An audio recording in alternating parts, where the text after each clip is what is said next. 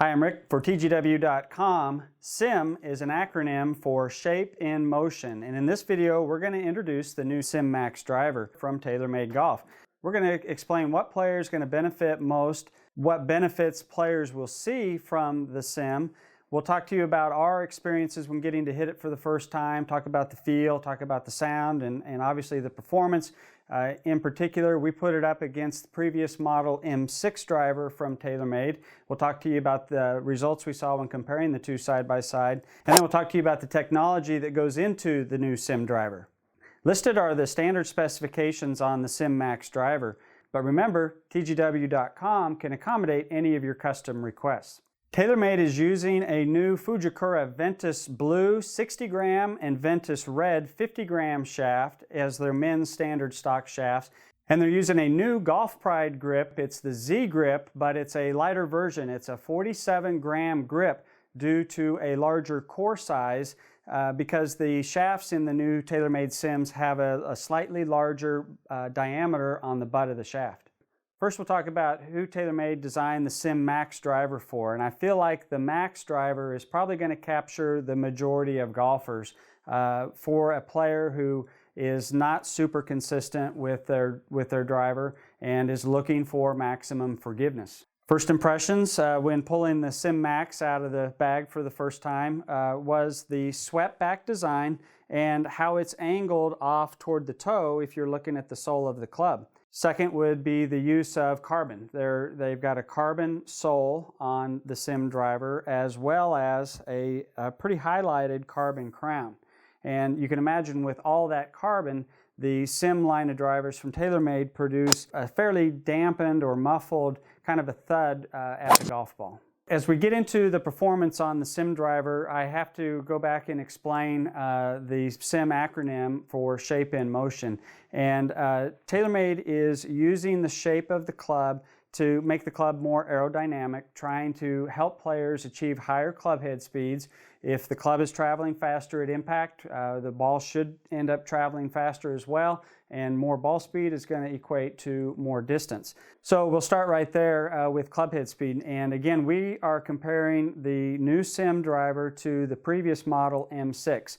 And I typically swing a driver without fail 97 to 100 miles an hour. Very rarely do I exceed that with the M6 driver. I was right there swinging at just around or above 98 miles an hour. Switching over to the SIM driver, I picked up roughly 5 miles an hour of clubhead speed, averaging at about 103. A higher clubhead speed did, in fact, give me a higher ball speed. And that nearly 2 mile an hour increase in ball speed combined with a improved spin rate over the M6 went from just about 2,700 RPMs to about 24 with the SIM. That equate in about 3 yards of distance and then depending on the surface, maybe 5 to 7 yards of roll.